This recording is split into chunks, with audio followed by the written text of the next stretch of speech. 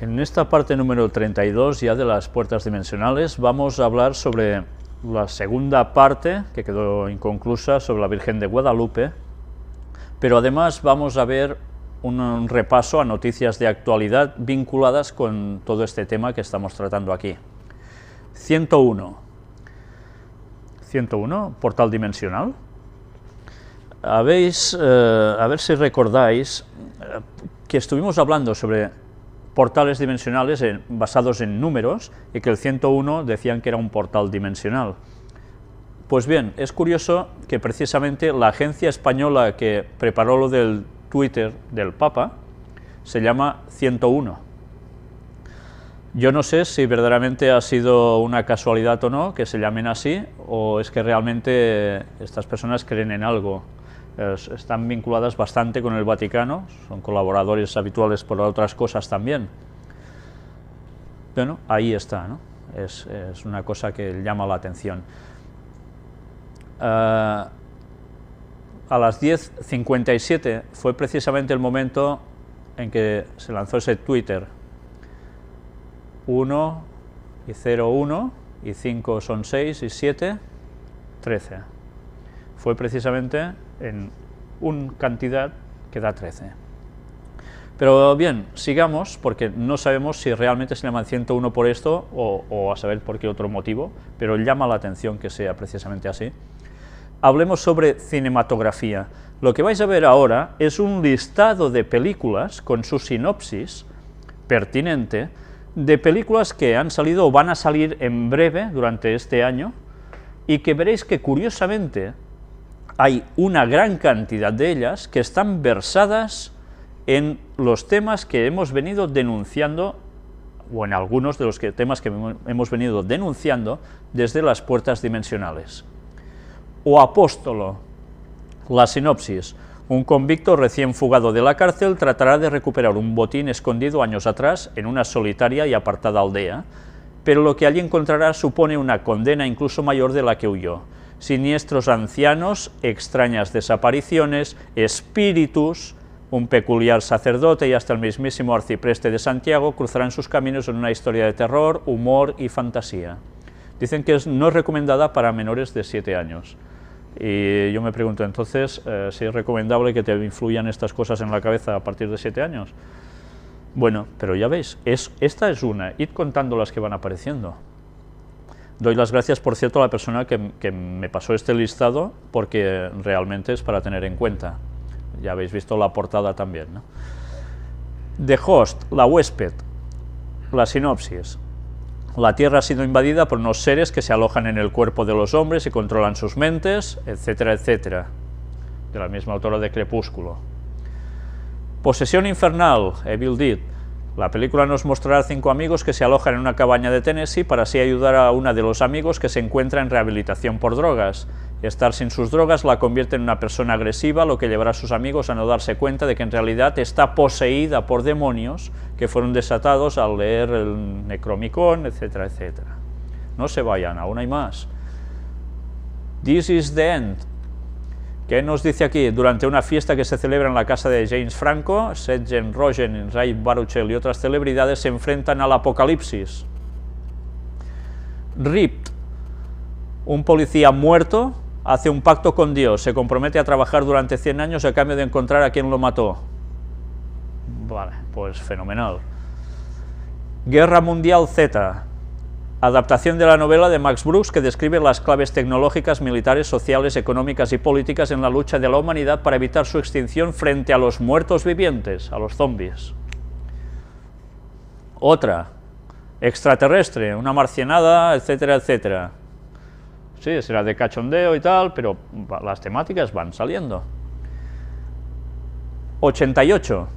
Ken y Zoe se conocieron en la habitación 88 de un hotel 8 años más tarde. Después de haber llevado una vida oscura y carente de principios morales, la frialdad y el silencio domina su relación. En la vida de Zoe ha aparecido un hombre que no es más que la personificación de sus miedos. Ken, por su parte, entabla amistad con un tal Víctor, que no soy yo.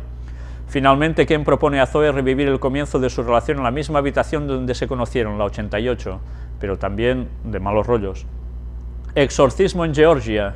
Poco después de instalarse en su nueva casa de Georgia, una pareja descubre que su hija mantiene misteriosos encuentros con personas que solo ella parece ver.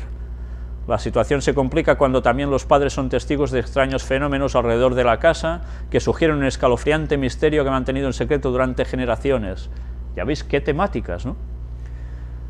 Promoción fantasma, Modesto es profesor y en ocasiones ve muertos, y en fin, y así siguen las cosas. Estás ahí, los fantasmas visitan al novio, venga, más de lo mismo. Pues ya estamos viendo cómo es un bombardeo continuo de las personas que ven estas películas, mentalmente no se dan cuenta y van captando cuestiones que luego terminan considerando que, bueno, o son ficción o pueden llegar a ser normales, ¿no? Pero que verdaderamente no se van a quedar tal cual antes de entrar al cine, por supuesto, o de verla en casa. 12 del 12 del 2012. Ya sabéis que estuvimos hablando sobre esto. Sembrando una nueva humanidad y preparando el esperado parto planetario. O sea que el día 12 del 12 del 12 fue un parto planetario. Lo que vimos fue un parto del papado mandando un Twitter, ¿no? Entre otras cosas, y también algo más sobre la Virgen de Guadalupe, que después seguiremos hablando. 21 del 12 del 2012, que también suma 11, igual que antes. En Coats activan pirámide cuántica maya. ¿Y qué es esto? Con la realización de una meditación y el corte del listón, este martes se inauguró la pirámide cuántica maya en el Centro de Educación Ambiental Quetzali, luego de una conferencia presentada por ACTA, el caminante maya, a la cual asistieron un gran número de personas integrantes del nodo maya, en ese lugar, y la presidenta tal y cual. ¿Y qué hicieron con toda esta pirámide? ¿Para qué sirve todo esto? Aquí nos va diciendo, a ver si os encuentro el lugar.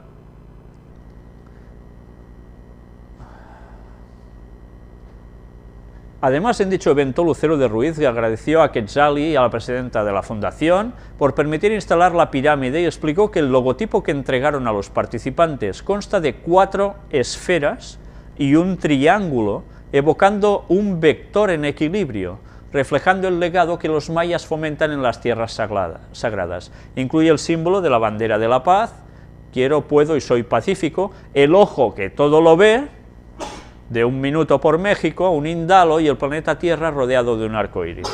Vamos, una joya esto. Pirámide cuántica, un desacelerador de partículas. Es un diseño del interior del ser humano, la cual está sustentada bajo la realidad de la propia conciencia y matemática y geométricamente igual a una persona. Se instalaron, ¿cuántas pirámides?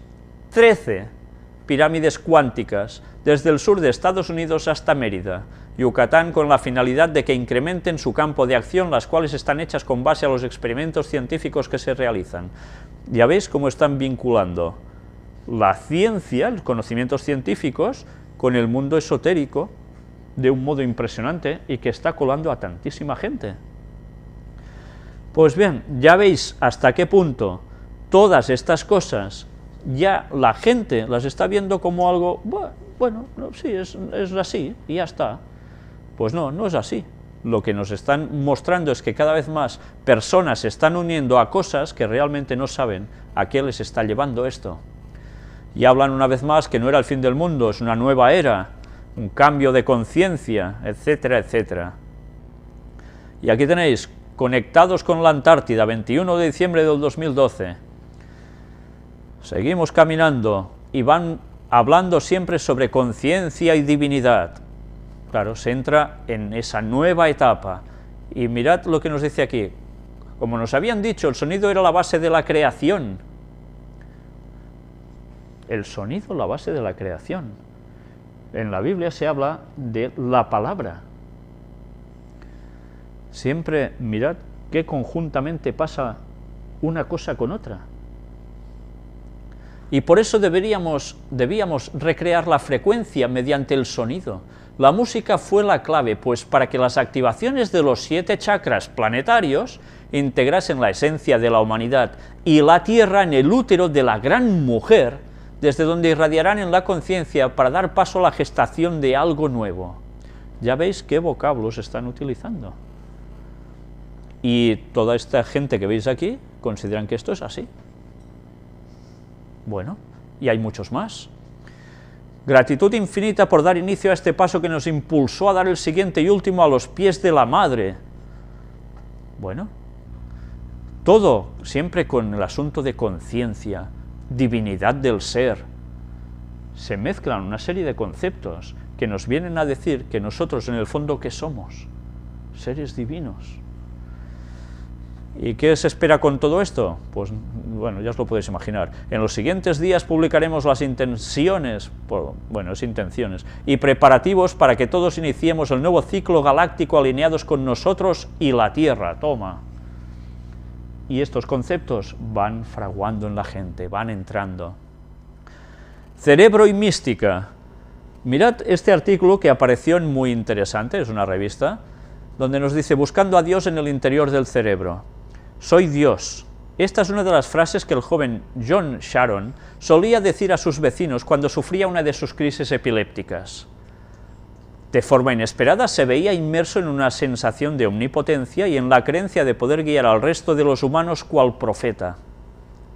Durante sus ataques, John sentía un dolor intenso, casi insoportable, pero al mismo tiempo y sorprendentemente sentía una enorme sensación de felicidad extrema, gran placer no sexual, y la sensación de estar conectado con el universo, pero aislados de la realidad.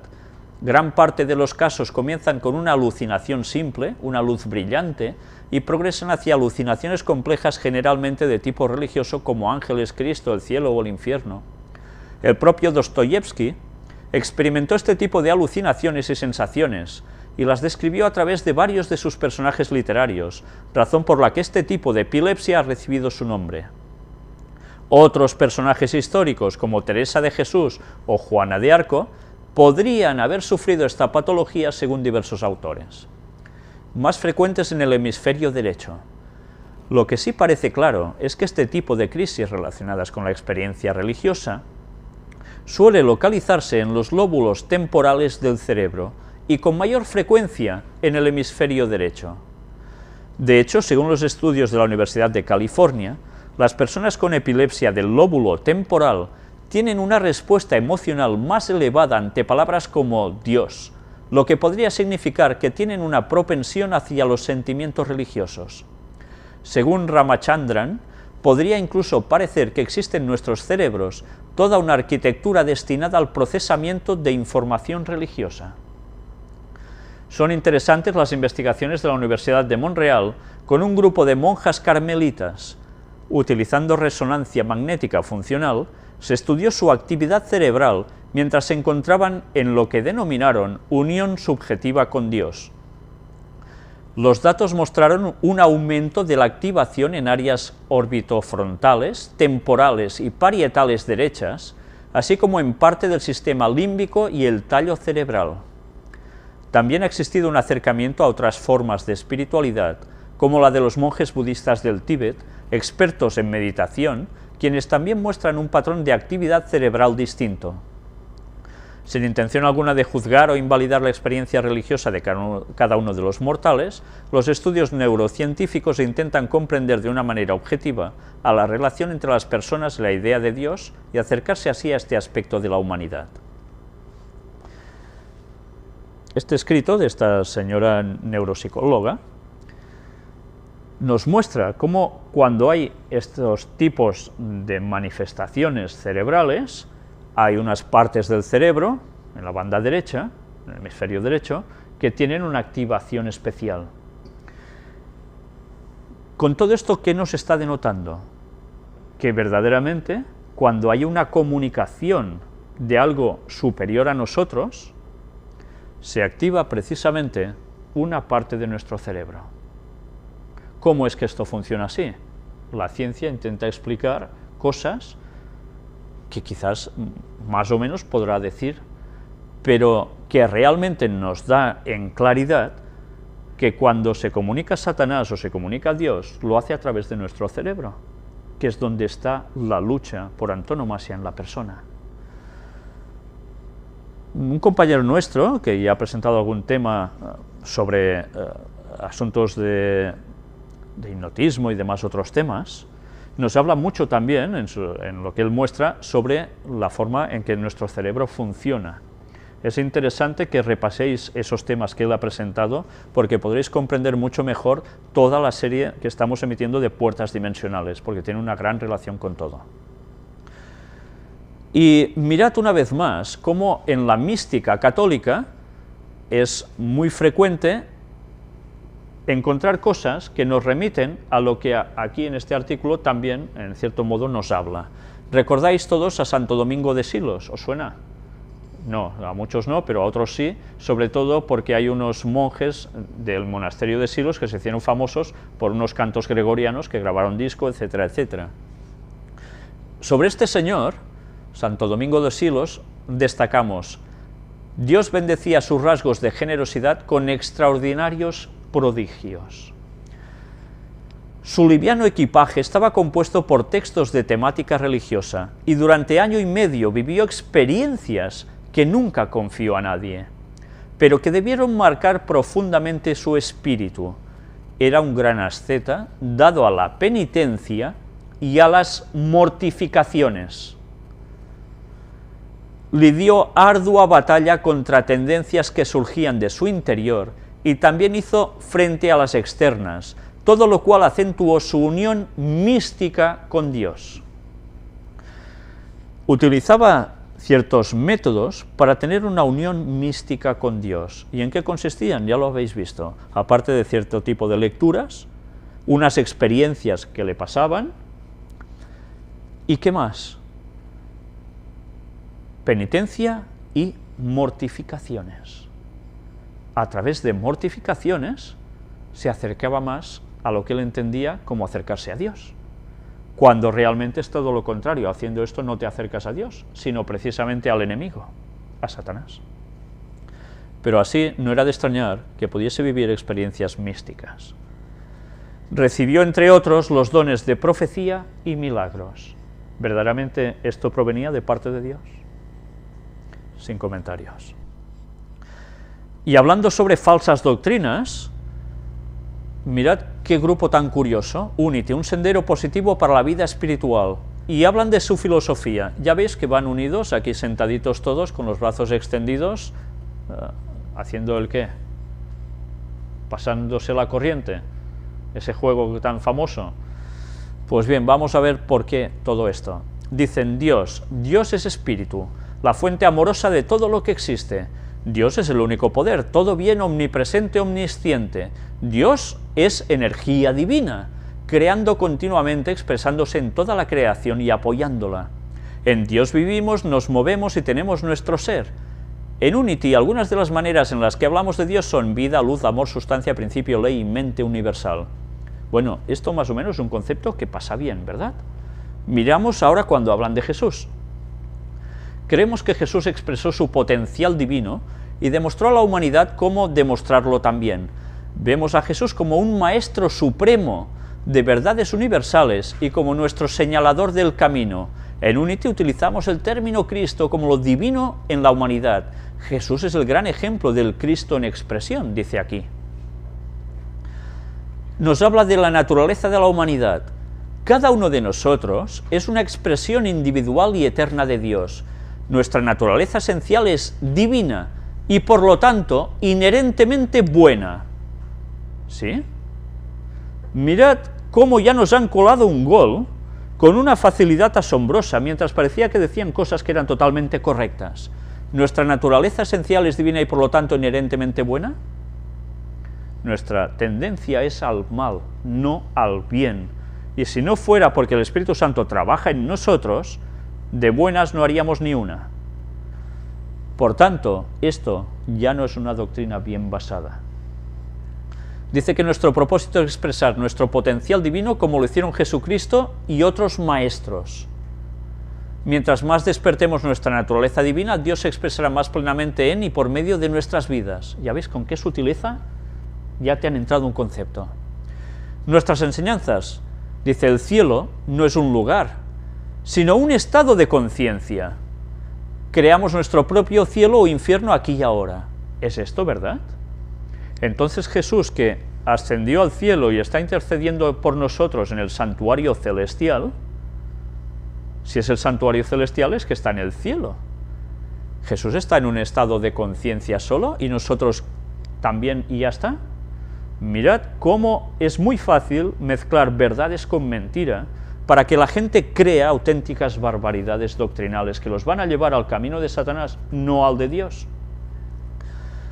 Todos tenemos la capacidad innata de conocer a Dios por medio de la experiencia directa. El Cristo, entre comillas, es esa parte de Dios que está en cada persona. ¿Qué dicen? ¿Existe una chispa de divinidad en todas las personas así como existió en Jesús? Existe si el Espíritu Santo está en nosotros. Si no, olvidarte has de todo eso. ¿La oración funciona? Sí. ¿Estamos aquí para dar un ejemplo positivo y ser un modelo para los demás? ¿Sí o no? Sí. ¿Estamos aquí para hacer del mundo un lugar mejor? También. La Biblia. Los fundadores de Unity, Charles y Martel Fillmore, estudiaron la Biblia como historia y alegoría, y la interpretaron como una representación metafísica del viaje de evolución de la humanidad hacia su despertar espiritual. Ya empezamos. Además, Unity reconoce que la Biblia es una colección de escrituras recopiladas a lo largo de muchos siglos. Honramos las escrituras porque reflejan la comprensión e inspiración de sus autores en el momento en que fueron escritas. La Biblia continúa siendo un recurso espiritual valioso para nosotros. Pero ya veis de qué modo. Oración y meditación. La oración afirmativa es la forma más elevada de pensamiento creativo. Incluye el dejar ir pensamientos contraproducentes y negativos, así como también ayuda a mantener en la mente afirmaciones de verdad espiritual. Por medio de la meditación sentimos la presencia de Dios. La oración y la meditación nos hacen tomar más conciencia y en consecuencia transformar nuestras vidas. Cuando hablan de conciencia asociado a esta meditación, ¿a qué tipo de meditación se están dirigiendo ellos? Porque la meditación cristiana es sencillamente hacerte dar cuenta de si vas bien o vas mal, que te replantees las cosas y así ores al Señor con un propósito definido, sabiendo lo que le vas a decir.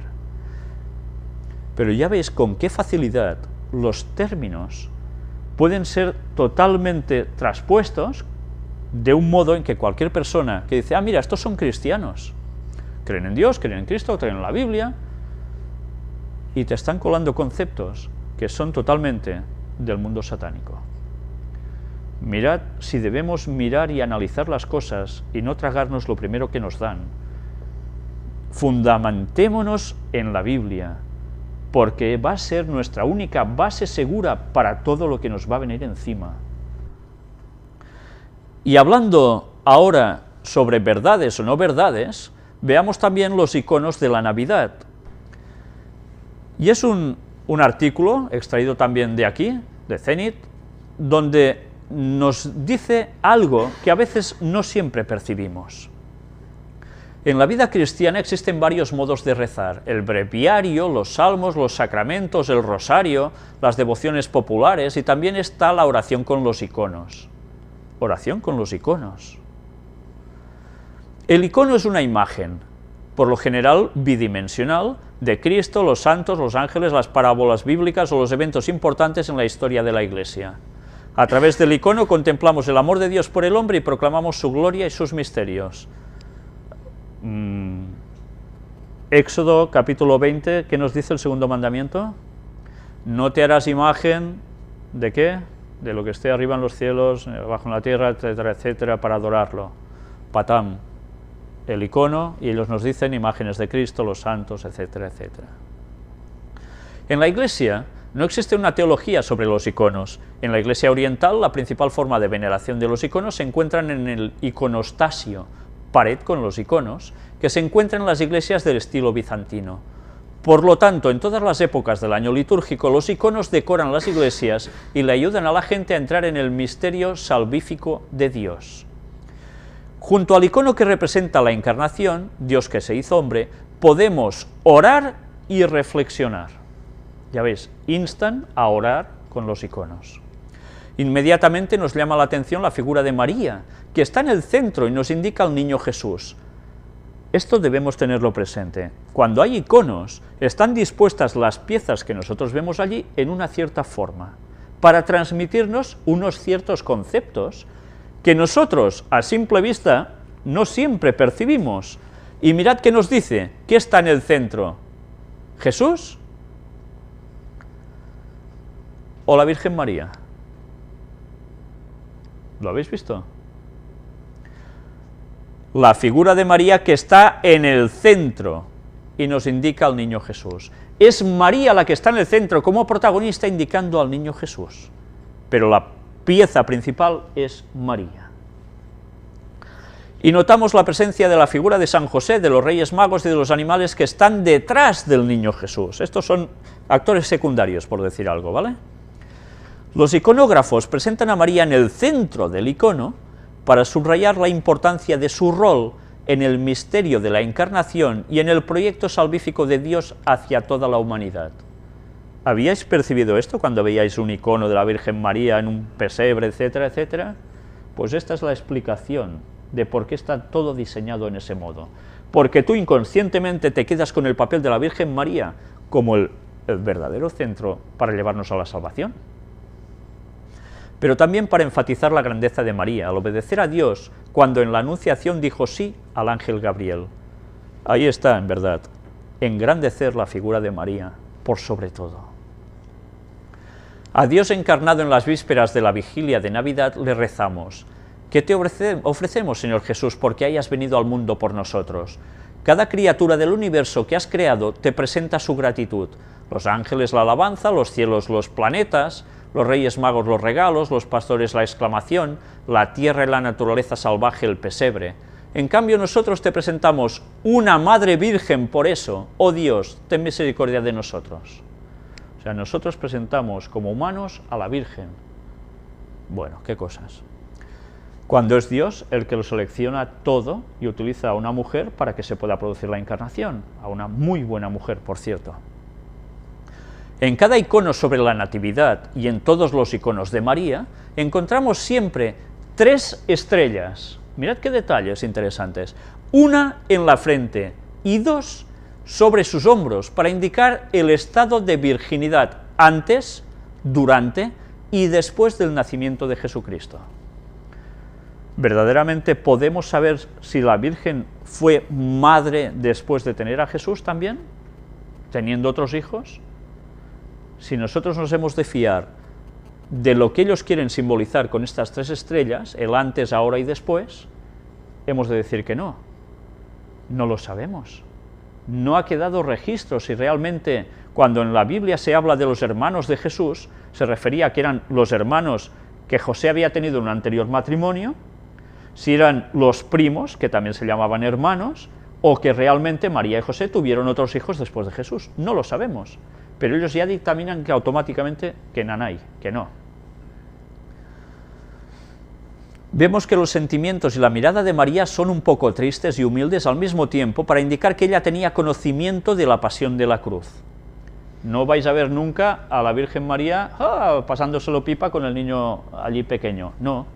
Siempre con esa mirada triste y tal, pensando ya en la muerte de Jesús, dice. En cambio, el niño que es pequeño tiene una cara adulta. ¿Os habéis fijado en esto? O sea, un niño pequeño con cara adulta. ¿Por qué? Claro, cuando miráis cualquier pesebre y veis la figurita del niño Jesús nacer, ¿le habéis visto una cara de bebé tipo nenuco? Nunca. Tiene una cara ya de un niño crecidito, ¿no? Con un cuerpo así un poquillo ya hecho. Dices, ¿cómo puede ser? Si acaba de nacer y el niño ya está aquí que no veas. Será la maicena, no sé. Bueno, pues no. Con eso nos quieren decir ciertos significados. Para significar que él estaba allí desde antes de su nacimiento con su naturaleza divina. Vemos que la cuna tiene la forma de la tumba, y el niño está envuelto en un sudario en lugar de estarlo en una faja, como un símbolo de su conciencia de que había nacido con un propósito, morir y resucitar para dar la redención al mundo entero. Ya veis qué conceptos transmiten, ¿eh?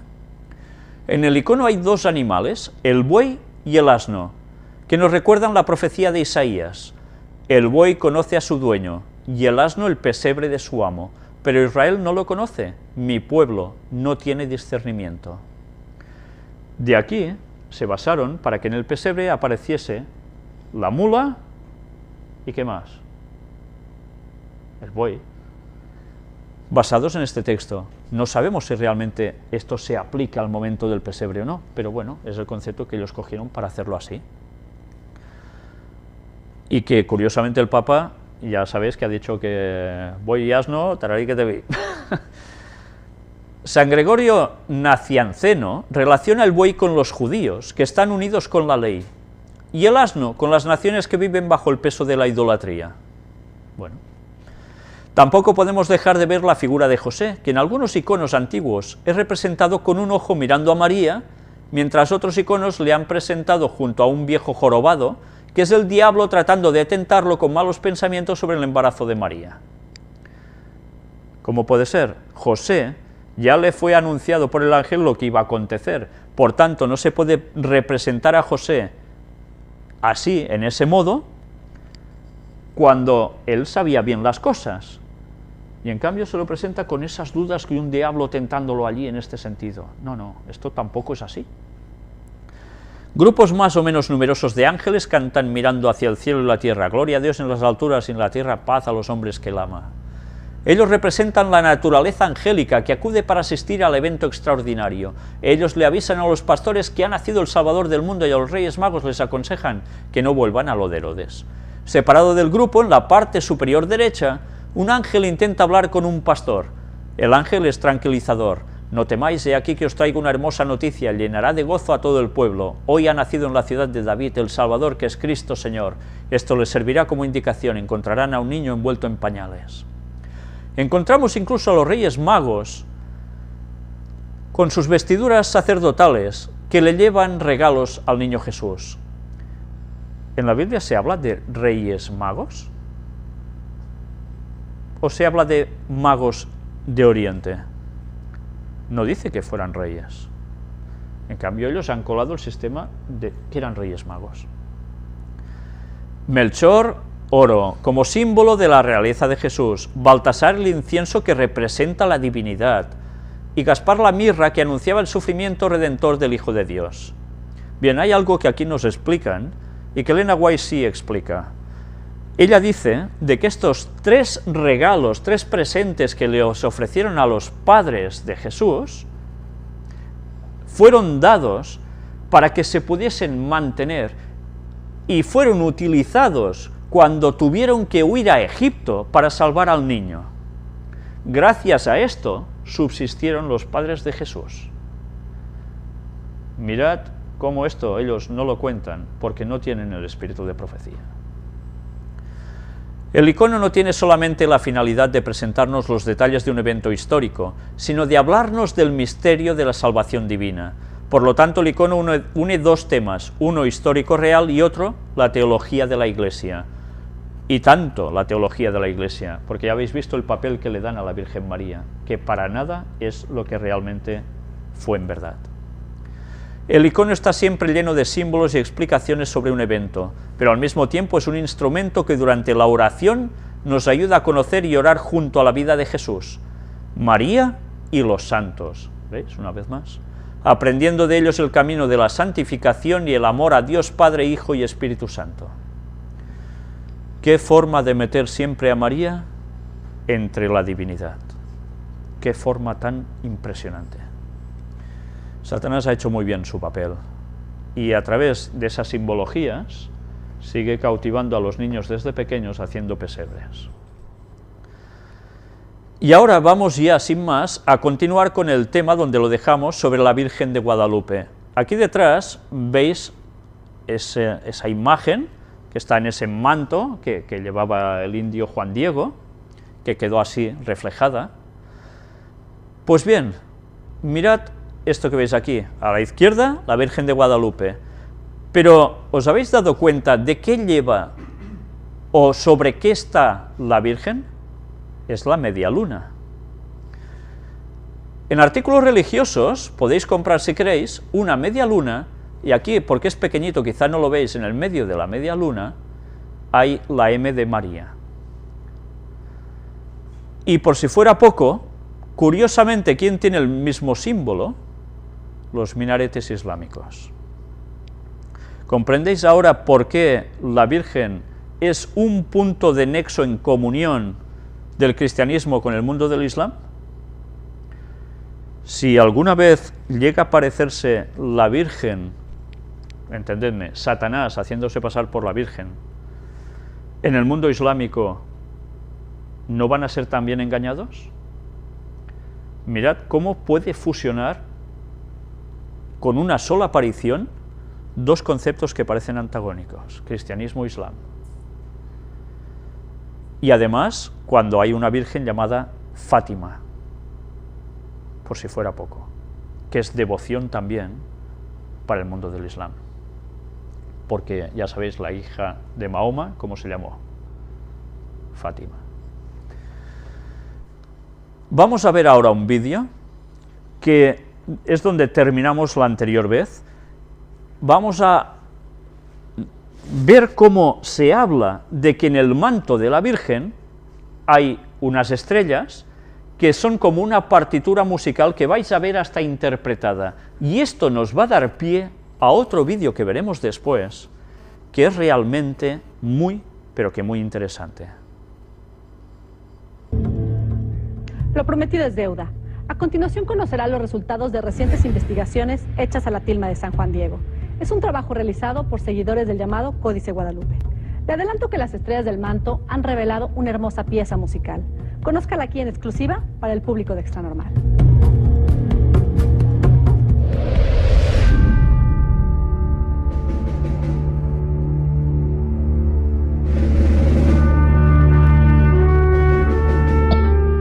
Estamos llegando a la cúspide del Cerro Tepeyac, el sitio en donde inició todo. Un lugar en el que la mañana del 9 de diciembre de 1531, la Madre de Dios le habló al indio Juan Diego. La Madre de Dios que se ha convertido en la reina de toda América, quien hoy en día sigue dando de qué hablar. Hay nuevos descubrimientos que se han encontrado en el Ayate y hoy Extra Normal los revela para usted. Son datos fascinantes que sigue arrojando el Códice Guadalupano, ese que siempre ha estado expuesto a los ojos de los fieles en la Basílica de Guadalupe, plasmado en el Ayate de San Juan Diego.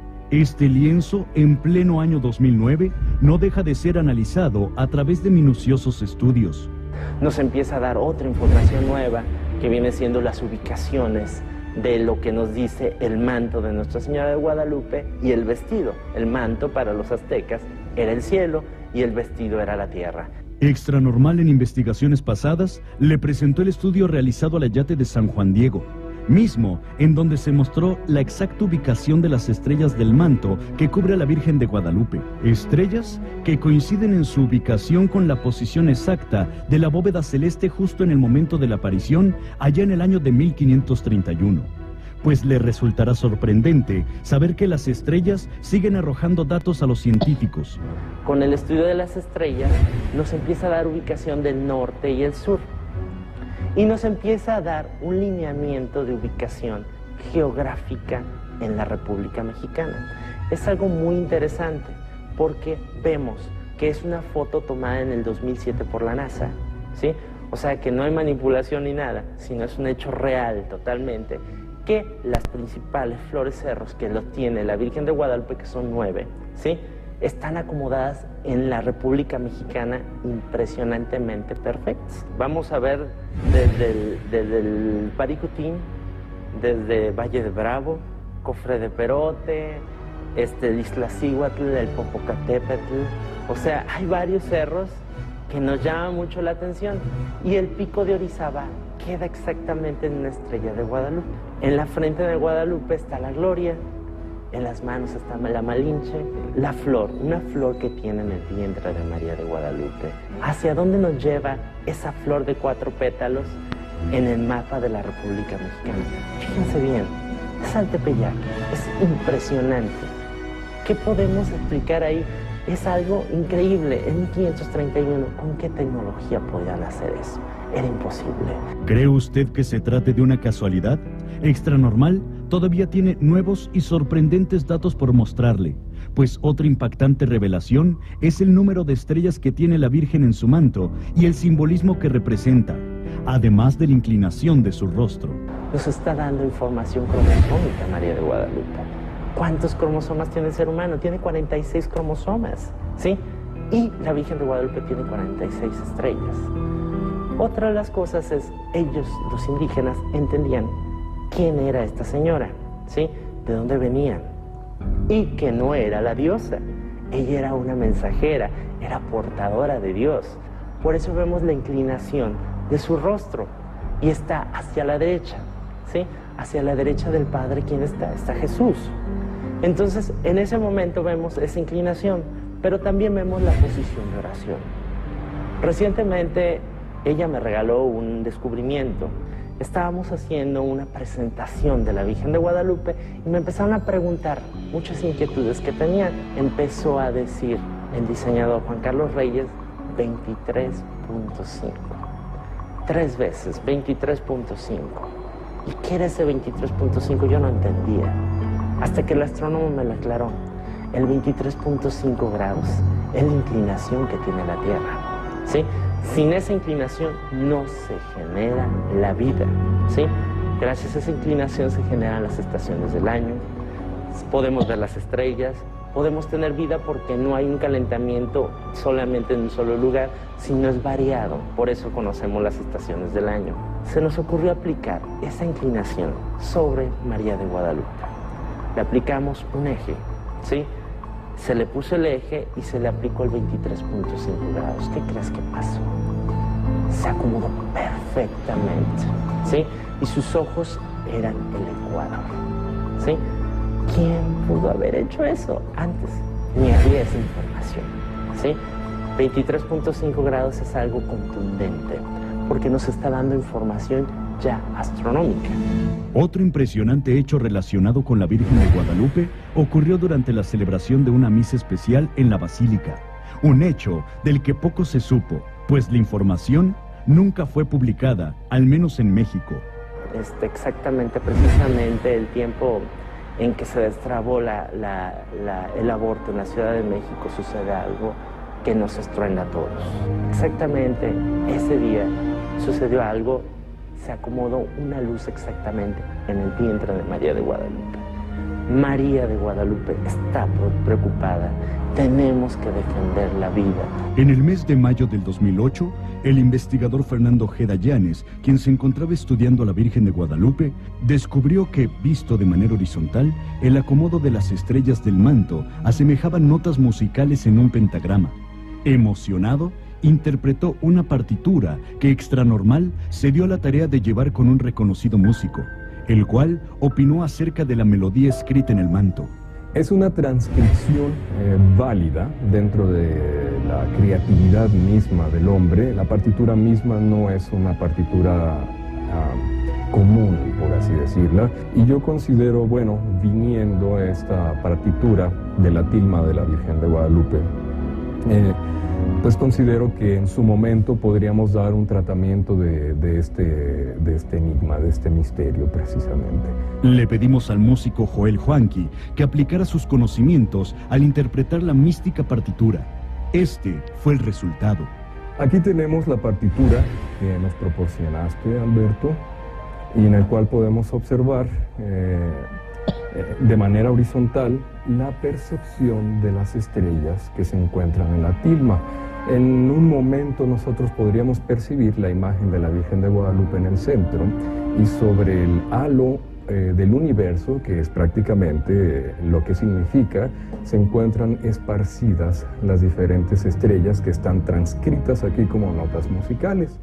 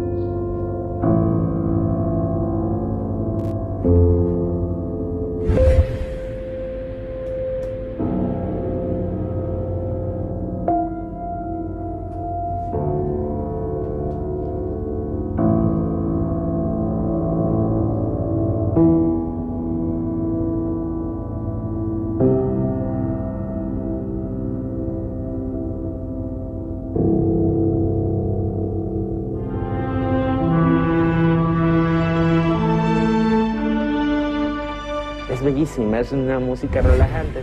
¿Por qué es tan importante la música en la Virgen de Guadalupe? Porque los indígenas, no sé si se acuerdan, cuando Juan Diego estuvo el primer encuentro con María de Guadalupe, lo primero que escuchó fueron cantos, o sea, música, ¿sí? Y para los indígenas, la música y las flores simbolizaban verdad, simbolizaban raíces, ¿sí? Y ellos se sintieron identificados con María de Guadalupe.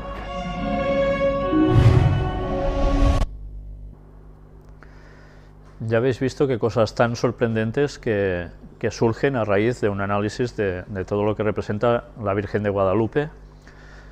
Cosas que realmente sorprenden, que evidentemente en esos tiempos no podían denotar esa tecnología espacial para poder fotografiar desde arriba y que así se reflejara todo en el manto de la Virgen y demás.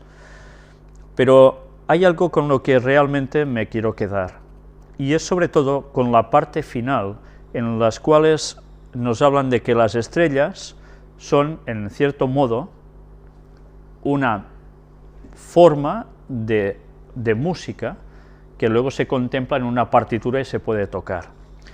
¿Sabéis?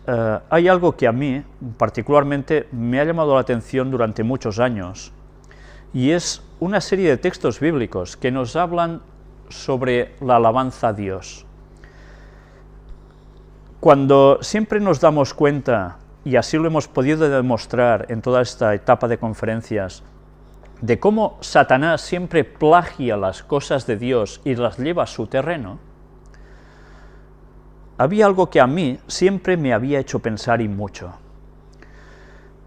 Estos textos bíblicos que nos hablan de cuerpos celestes que alaban a Dios, ¿era solo una alegoría o realmente esto era una literalidad en el texto?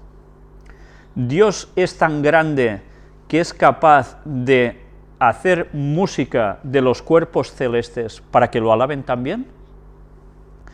Dicho así parece una tontería, ¿verdad? Pues vamos a ver estos pocos textos bíblicos de alabanza a Dios, que son los que a mí siempre me habían hecho pensar mucho, y que gracias a algo que hemos visto ahora, como lo de la Virgen de Guadalupe, uno se da cuenta como verdaderamente Satanás, utilizando esos plagios, no inventa nada, está copiando esas cosas de Dios. Por tanto, vamos a ver si lo que vais a leer ahora es solo alegoría o realmente es un hecho. Salmos 148, versículos del 7 al 10. Alabad a Jehová desde la tierra, los monstruos marinos y todos los abismos, el fuego y el granizo, la nieve y el vapor, el viento de tempestad que ejecuta su palabra, los montes y todos los collados, el árbol de fruto y todos los cedros, la bestia y todo animal, reptiles y volátiles. Cuando uno lee esto, evidentemente piensa, claro, es obra creadora de Dios.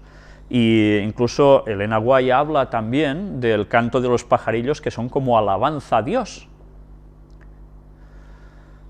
Cuando uno lee esto dice, bueno, será una forma de hablar tan solo, porque son objetos inanimados, muchos de los que aquí describe. Pero todos los objetos emiten frecuencias, o sí, o no. Vamos a ver cómo algunos objetos sí emiten frecuencias y así se ha podido demostrar. Vamos a ver otro texto antes de seguir con esto. Salmos 19, versículo 1. Los cielos cuentan la gloria de Dios y el firmamento anuncia la obra de sus manos. Cuando vemos este texto decimos, claro, es que es una maravilla, ¿no? ¿Solo es esto? Job 38, 6 y 7. ¿Sobre qué están fundadas sus bases? ¿O quién puso su piedra angular? Cuando alababan todas las estrellas del alba y se regocijaban todos los hijos de Dios. ¿Las estrellas del alba se está refiriendo solo a los ángeles y demás? ¿O realmente también se refiere a cuerpos astrales celestes? Y 1 Corintios 15, 41. Una es la gloria del sol, la gloria es algo concreto del Sol. Otra, la gloria de la Luna, distinta a la del Sol. Y otra, la gloria de las estrellas, pues una estrella es diferente de otra en gloria. Son diferentes en gloria, ¿por qué? Porque una es más grande que la otra, una hace más luz que la otra y ya está. ¿Es solo esto?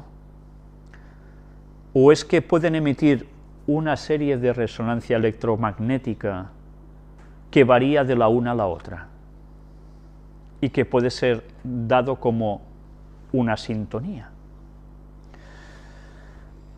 Vamos a ver un vídeo que precisamente indagando sobre esto encontré. Es de un señor llamado Luis Giglio, donde él también habla de las estrellas que cantan. Está en inglés, pero vais a ver, es bastante entendible, no quizás lo que él dice, a los que no sabemos inglés eso nos va a costar, pero sí en las cosas que presenta. Veréis que quizás es un poco tipo pentecostal, por decirlo de algún modo, al final veréis como alabando y tal, pero que dentro de todo muestra cosas que os van a hacer pensar si realmente esos textos eran precisamente solo una forma de hablar o una literalidad. Vamos a verlo. Couple more stars. This one is called the Vela Pulsar. And it's magnificent. It's 1,000 light years away. It's a highly magnetized neutron star. Right. It simply means this star exploded into a supernova, and in the case of the Vela Pulsar, it collapsed back on itself in a magnetic entity, and as the pulsar, it began oscillating on its axis. This one oscillates 11 times a second on its axis. And that doesn't seem to move anybody tonight, so I encourage you to, when you get back to the hotel, to oscillate 11 times a second on your axis, and you will appreciate the Vela Pulsar in a different way. And as it is oscillating, you can see what's happening. It's shooting a radio frequency out of itself.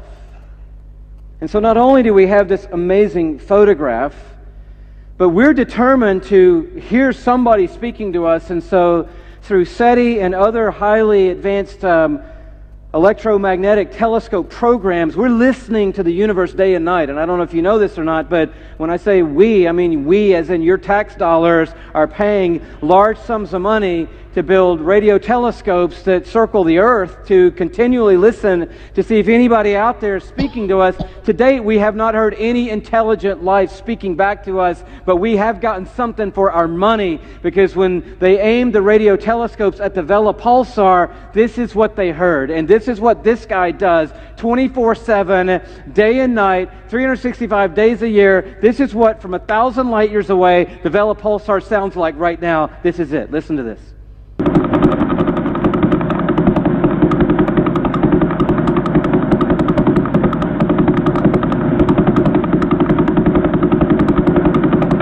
I don't know about you, but that blew me away. I'm thinking, wow, this is incredible. You're like, well, what does it mean? I don't know. Is that some kind of Morse code for something, or what does all that mean? I don't know what it means, but and I don't want to go too crazy here. But maybe the Vela Pulsar got wind somehow innately of Psalm 148 verse 3, and since it says, "Praise Him, sun and moon, and all you shining stars." We're a shining star. We should praise Him. Well, how are we going to praise Him? I know. Let's oscillate 11 times a second on our axis and see if we can send a radio signal into the universe that would join in the symphony of God's praise from all creation. It's singing. The stars are singing to Him. I recently stumbled on 47 Tuc. It's a beautiful cluster of stars. We'll show you the picture of it here. It's about 16,700 light years away from where we are. And you can see just this brilliant, it looks like he shoved a lot of diamonds together into a pile. It's an unbelievable number of stars there. Look at these. They blow up that central place right there. There are 12 of these supergiant blue stars in there, but the things that are of interest to us tonight are these millisecond pulsars. 23 millisecond pulsars are there, and we've recorded 16 of them. And right now, tonight, while we're sitting in this room, the 16 recorded millisecond pulsars and 47 tuck are making this sound right now.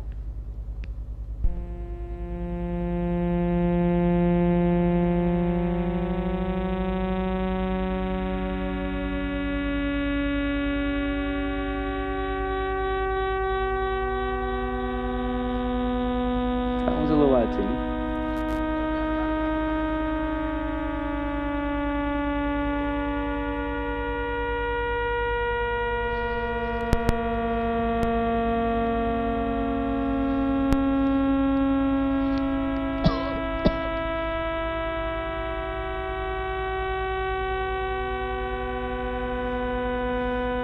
That's beautiful. Who knew? No, God has His own string section.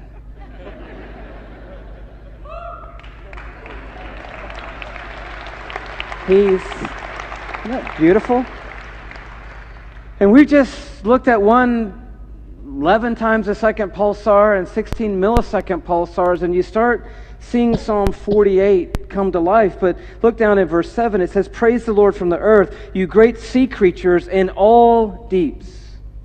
Fire and hail, snow and mist, stormy wind fulfilling His word. Mountains and all hills, fruit trees and all cedars, beasts and all livestock, creeping things and flying birds, kings of the earth and all people." So now He's bringing us in. We've got the heavens, we have the host, we have the stars, the sun, the moon, and now He says to the earth, and He names everything on the earth in some form or fashion, and then He brings in us, kings of the earth, verse 11, and all people, princes, and all rulers of the earth, young men and maidens together, old men and children, let them praise the name of the Lord, for His name alone is exalted. His majesty is above earth and heaven.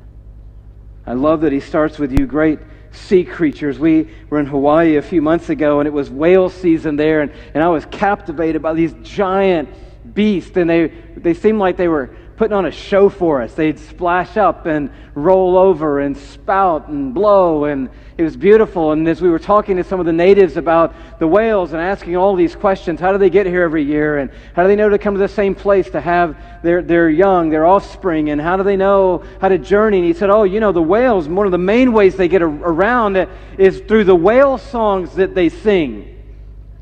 And I got Psalm 148 all inside of me, and I'm like, no kidding, I'm sure they do.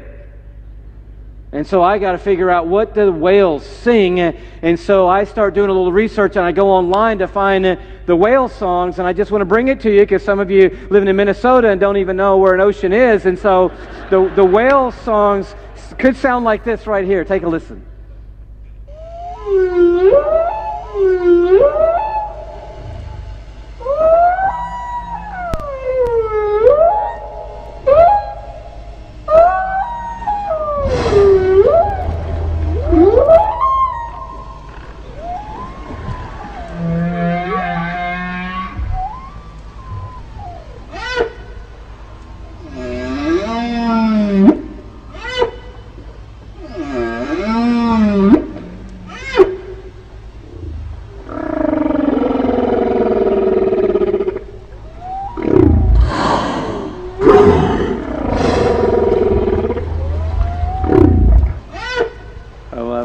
Psalm 148 coming to life right in front of us tonight. That's what's happening in all creation. And I had this crazy idea, and I don't know if you know what a mashup is or not, but I had this crazy mashup idea.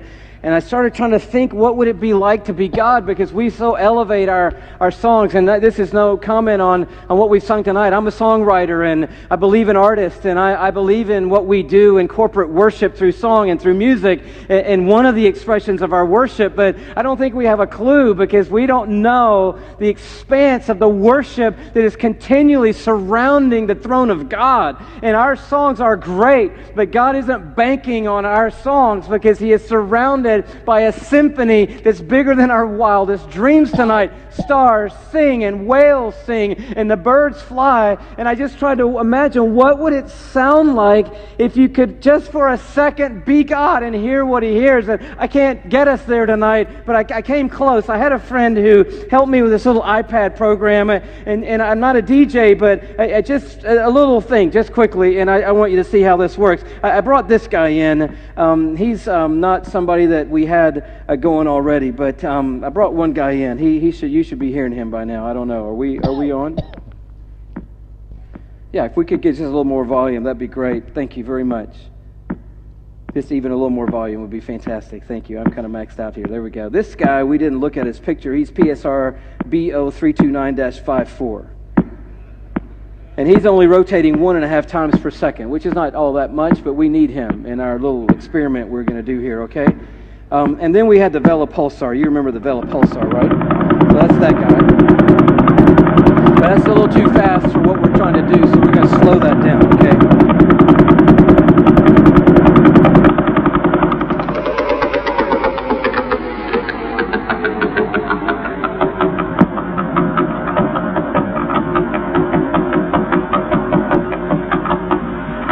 This is unedited. It's just 2 pulsars slowed down and put in sync with each other. It's not a real groovy crowd, I know, but I know where I am, but it's kind of groovy if you hear it. And some of you want to nod a little bit, but you don't know if that's allowed at a Reform meeting, and so you just do as the Spirit leads. But isn't that cool? That's just 2 pulsars. And so we're going to put the millisecond guys in there. The ones you just heard. Here they come.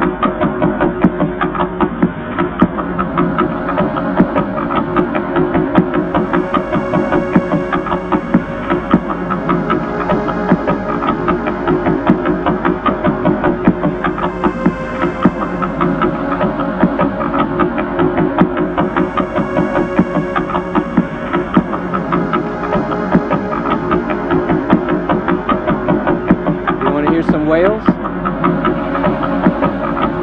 Okay, those same whales that you just saw, undoctored and unedited, here they come.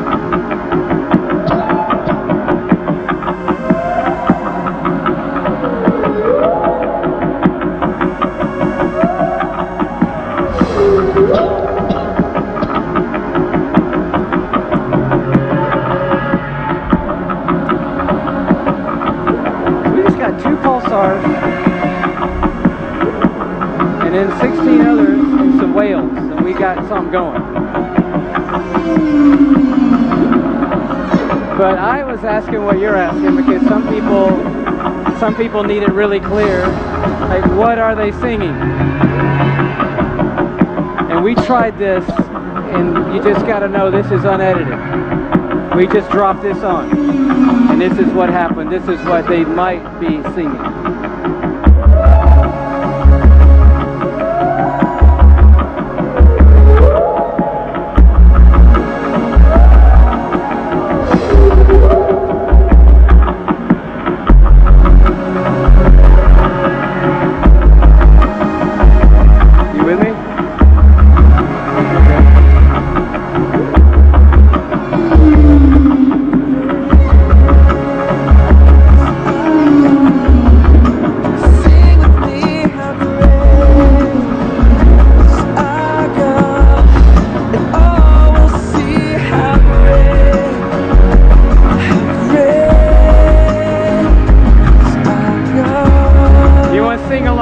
Stars and whales?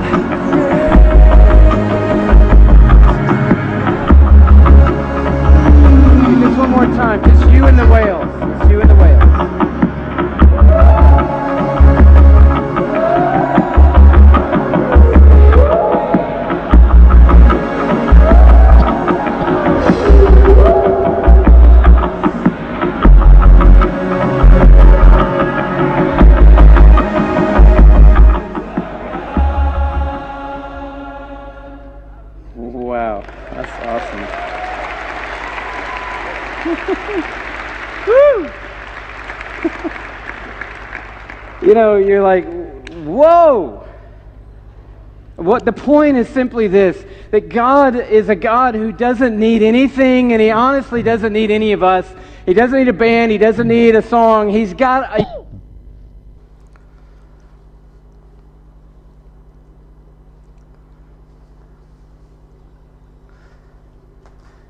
Bien, ya habéis visto en este vídeo una cosa bastante destacable, que es lo que hacíamos referencia sobre las estrellas. El próximo día os pasaremos, si puede ser, una pequeña aclaración al respecto de en qué se basaba este señor con esas frecuencias, en esos pulsars de vela, qué significa esto, etcétera, etcétera, las frecuencias, con qué diferenciación de milisegundos, etcétera, actúa. Pero lo que os quería destacar al respecto es que habéis visto cómo él utilizaba una supernova con los métodos actuales de percepción de electromagnetismo, se conseguía recibir el sonido que emite. Esto se ha hecho también, ya habéis visto, con otras estrellas, todas emiten una frecuencia electromagnética. Después ha hecho él también, si lo habéis visto, una incorporación de sonidos como las ballenas, que en los textos bíblicos que antes hemos visto, también nos hablaba sobre los animales, los monstruos marinos. Y si nos damos cuenta, ha hecho también una mezcla, añadiendo después también las voces humanas. Es cierto que al final todo suena a un tipo de música bastante así, muy de pop, armonioso, tipo religioso cristiano, que tanto está de moda ahora, tipo pentecostal, y que incluso vemos como todos moviendo las manos, etcétera, etcétera, ¿no? Todo esto realmente es algo que puede ser utilizado para llevar a la gente a un cierto terreno. Pero aún y así, puedo hablar de terreno, me refiero a sistema de evangelización, ¿no? Se une todo el sistema de animales, la tierra, el cosmos, todo lo que es la creación, junto al ser humano para ir todos en una cierta armonía, ¿no? Pero lo interesante de esto no era en sí esta particularidad que evidentemente ellos llevarán a su terreno, sino que realmente las estrellas emiten sonido y que supongo que Dios, que es mucho más inteligente que yo, las habrá dispuesto en ciertos modos para que puedan emitir una serie de frecuencias en algún modo correlativo que verdaderamente a él les suene bien. Pero además hemos visto que los animales también alaban a Dios con sus sonidos. Aquí este señor ha hecho una composición, ha adaptado una serie de frecuencias, etcétera, etcétera, pero realmente toda la creación alaba al Señor, sea desde los cielos, sea desde la tierra. Por desgracia nosotros hemos malinterpretado estas alabanzas y hemos hecho cantos que no pertocan, músicas que no tocan, para servir más a Satanás que no a Dios. Pero ya habéis visto cómo Satanás sabe que esto funciona así, a tal punto que ha conseguido meter en el manto de esa famosa Virgen lo que serían notas musicales basadas en las estrellas. Como siempre, Dios es el primero en hacer las cosas y Satanás el secundón que plagia y lo lleva todo a su terreno. Pero que ya habéis visto que para la gente que está indagando sobre la Virgen de Guadalupe, les fascina tanto que esa música que ha sonado a piano, que la verdad es un poco entre tétrica y no sé qué más decirle, bueno, pues a ellos les cautiva, y habéis visto en qué forma se llenaba la boca a este señor hablando de esas maravillas, ¿no? Siempre estamos igual, Satanás con sus plagios. Debemos vigilar mucho, porque por un lado o por otro, Satanás hará su faena con nosotros. No desechemos nunca que es el Espíritu Santo el que nos guía a toda la verdad, porque en el momento en que nosotros no lo veamos como tal, la verdad no vamos a tenerla del todo, y si no la tenemos del todo, por algún lado nos va a colar el gol Satanás. Vigilemos mucho con lo que creemos, con lo que oímos, con lo que hacemos, porque los sentidos y las falsas doctrinas van a cautivar prácticamente a toda la población mundial.